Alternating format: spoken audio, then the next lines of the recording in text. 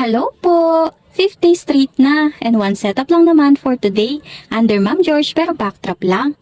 And we are here at Clarkview, Angeles.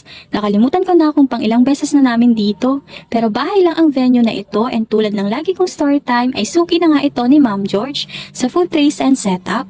Since kami na nga ang taga-setup ni Ma'am George, kami na ang nagsisetup para sa kanila every year tuwing my birthday sa kanila. Pang ilang beses na namin ito and unang beses naman ito for this year.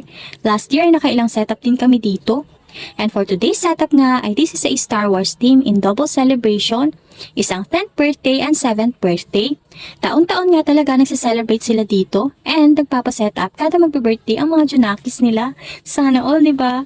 Makukulit at maiingay nga ang mga bata dito pero di naman sila nang iistorbo kapag nagsisetup kami.